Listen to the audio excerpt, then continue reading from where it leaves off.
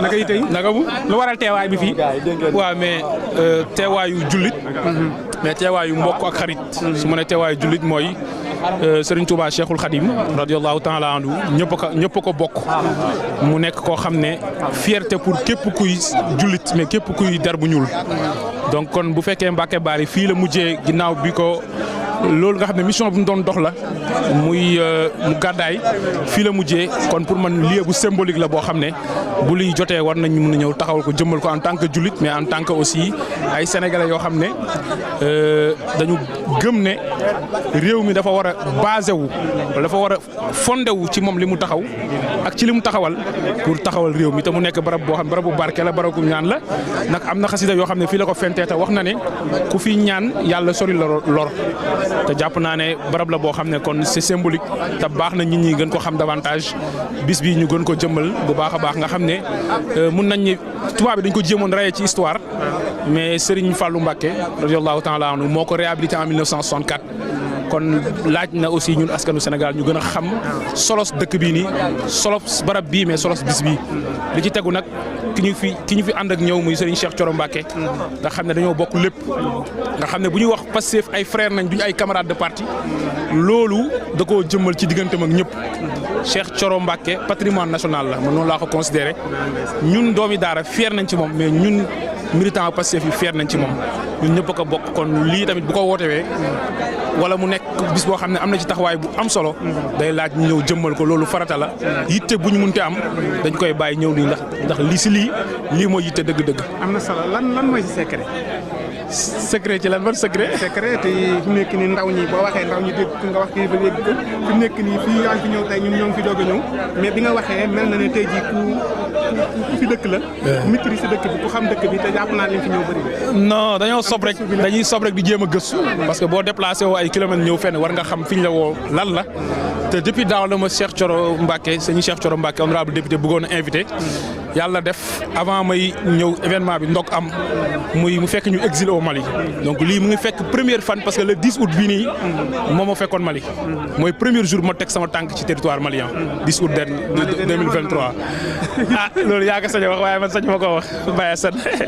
mais kontaan nañ bu baax a baax amul secret gëstu la ak bëgg bu baax. Sa Ndiogou Mbengue ak Sonia bu Diop. waaw ñoom moom Solution TV. dëgg la wax dëgg yàlla ñoom it ñu la fay sagoo bu baax. dëgg la te tiitaroo bu baax léeg-léeg sax mën naa fay nekk di la xaw a sànni ay xeer mais ñoom moom wax dëgg yàlla am nañ fierté lool ci yow si sa taxawaay ak si sa bëgg réew mi dëgg la ak si sa doxal. dëgg la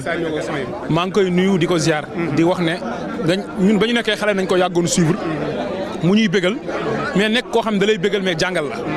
Sa Ndiogou aussi patrimoine la di ko wax mu wëyal taxawaayam parce que sos barabu liggéeykaay ànd koog yeneen nit yombul mais loolu la Sénégal soxla am na expérience bi am na engagement bi am na détermination bi kon amul benn secret incha allah day réussir yéen it aussi ñu ngi leen di suivre chaque jour di rafetlu liggéey bi di wax nga bàyyi tooñ yi nag jërëjëf. xam naa incha allah bu ñu ñëwee Dakar. danañ am ab jotaay bu yaatu. incha allah barakallah jërëjëf. laaj ko laaju nit man kii laa am. le grand chroniqueur. yàlla sàmm la yàlla defal la jàmm. dama ko doon wax histoire kii bi liggéey bi. waaw kontaan naa waaw ñu ngi rafetlu liggéey bi kontaan nañ trop nag. yàlla sàmm la yàlla defal la jàmm. ma ñëw kii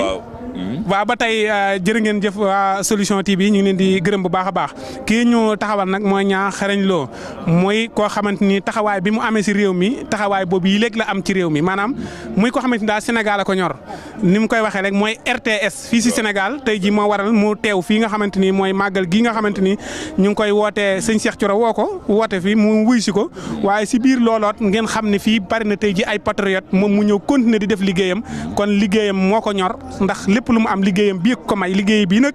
amul Assane la koy liggéeyal amul Cheikh la koy liggéeyal mais boppam lay liggéeyal te fépp fu mu jàpp ne mën na faa liggéey ma nga fa ñaa ñu ngi lay nuyu. maa ngi lay ziar di la jox sa wàccuwaay di ziar internet yi ak ñi lay seetaan ak mes amis mes amis de Sénégal bi la wax ni liggéey bi keroog ba ma koy door maa ngi doon dem Paris Air France bokk Croatie Thiam mi vol ñu dem France def fa ñaari fan ma jóge fa jubali États-Unis ca New York ca Bamba Day ba daje fa ak Cheikh Thioro sëñ Cheikh Thioro Mbacké ne ko dinaa ñëw Mbacké Bari maa koy couvrir ni may wax ak yow nii 9h laa egsi léegi nii ci avion bi Delta bi 9h laa egsi léegi nii wàcc avion bi ni jógal fii dama ko ma suñu kër sama valise mu ngi ci oto mo jaañ nii fa laa ko bàyyi yow nag yoonu sëñ Touba nag sëñ Touba képp ku rusu la wane du rusu wane say mbir